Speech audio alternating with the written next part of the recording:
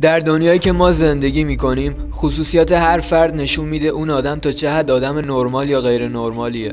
اما من از شما سوالی دارم، توماس شلبی آدم نرمال و سالمیه یا نه؟ قطعا برای جواب این سوال کنکاشی توی ذهنتون خواهید کرد، اما بذارید شما رو با خصوصیات بارز آقای شلبی آشنا کنم تا شما به ما بگید توماس شلبی نرمال هست یا نه. قبل از اینکه بریم سراغ اصل مطلب، متین به شما دو تا از خصوصیات بظاهر کوچیک اما جالب تامی رو خواهد گفت.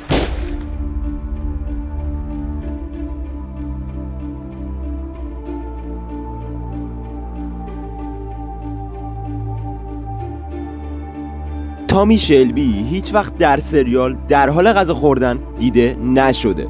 در واقع ما تامی رو بیشتر در حال سیگار کشیدن و ویسکی خوردن دیدیم. گفتم سیگار، بذارید براتون بگم که همین مالیدن سیگار به لب قبل از روشن کردنش تبدیل شده به ویژگی خاص شلبی. البته کلین مورفی در یکی از مصاحبه‌هاش گفته که برای اینکه سیگار به لبش نچسبه این کارو میکنه. خب وقتشه بریم سر اصل کار. تامی همیشه در همه مبارزه‌های خودش دست پایین رو داره، دستی با نیروی انسانی کمتر، تجهیزات کمتر و بدون هیچ و یا کمترین پشتوانه‌ای.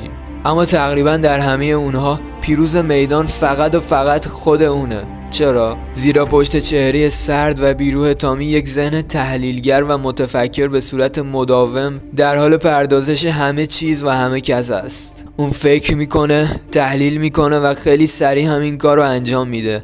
یک افسر تنها باید تنهایی بجنگه، اون تنهاست و زیر نظر دشمن، پس باید قبل از برداشتن هر قدمی خوب به نتایجش فکر کنه. فهمیدیم تایپ شخصیتی این آدم بیشتر به سمت استراتژیستی و کمالگرایی میره. افرادی مثل تامی شلبی کلاً 2% جامعه رو تشکیل میدن. برای همینه که ما تو سریال شاهد این هستیم تامی خیلی کم حرف میزنه، چون هنوز آدمی مثل خودش رو پیدا نکرده. تامی قبل از اینکه به کسی کاری رو محول کنه باید با توانایی‌هاش آشنا باشه. در واقع اون استعدادیاب هم هست. مثلا کارهای خشن رو میده به آرتور، سیاست رو میده به آیدا چون استاد کلماته و از همه مهمتر خودش میره سر مذاکره چون آدم مذاکره است. یکی دیگه از ویژگی‌های خاصی که فقط استراتژیست‌ها دارن همین تبدیل کردن دشمن به مهره‌ای برای منافع شخصیه. شما اگه فصل 6 رو دیده باشید میدونید تامی چجوری دشمنای قدیم خودش و جدید خودش رو به سمت جنگ هدایت میکنه. در واقع وقتی دشمنان اون مقابل هم قرار بگیرن شانس بردن تامی خیلی بیشتر از اونها میشه. تامی شلبی در عین بی احساس بودن سرشار از احساساته. این دقیقاً یکی از پارادوکس‌های تیپ شخصیتی اونه که بعداً بهتون میگیم. از احساساتی شدن افراد اطرافش خوشش نمیاد و احساسات رو یکی از بزرگترین موانع برای رسیدن به اهدافش میدونه. از سمتی وقتی خودش عاشق گریس میشه دنیا رو برای به دست آوردنش به آتیش میکشه.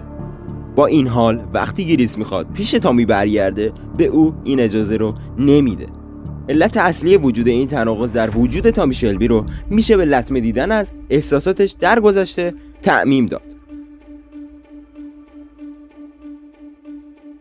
هیچ کس و هیچ چیزی نمیتونه بین توماس شلبی و دستیابی به اهدافش فاصله بندازه. تامی به دلیل تشنگی برای کسب مقام و جایگاه دست به هر کاری میزنه و هر کس و هر چیزی که در مقابلش قرار بگیره نابود میکنه. از سمت یکی از دلایل جذابیت بی حد و مرز تامی شلبی اعتماد به نفس اونه. تامی بسیار باهوش و وقت زیادی رو در زندگی صرف به دست آوردن اطلاعات زیادی کرده و به موضوعات روزمره اهمیتی نمیده. اون به هنجارها و باید و نبایدها توجهی نداره و ممکنه به خاطر آزادی خود از بند این هنجارها به سادگی همه اونها رو لگدمال کنه. حالا میریم سراغ آخرین مبحث و دیگه شما رو تنها میذاریم تا تامی رو قضاوت کنید. تایپ شخصیت امتیه تامی شلبی ENTJ یا به زمان خودمون معمار هستش. این افراد بلند پرواز، کنجکاو و از همه مهمتر استراتژیست هستند. افرادی که درصد کمی از جامعه رو تشکیل میدن، زندگی موفقیت آمیزی دارن اما بیشتر مشکلات اونها درون خود اونهاست، در عمیق ترین بخش های روح، درست مثل مشکلات تامی.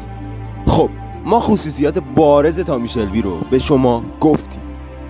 به نظرتون این آدم نرمال و سالمه؟ اگه به اتفاقات درون سریال هم رجوع کنید متوجه جواب اصلی خواهید شد. مرسی از شما که تا اینجا ویدیو رو تماشا کردید. اگه خوشتون اومد حتما ویدیو رو لایک کنید و کانال ما رو سابسکرایب کنید. تا ویدیوهای بعدی بدرود.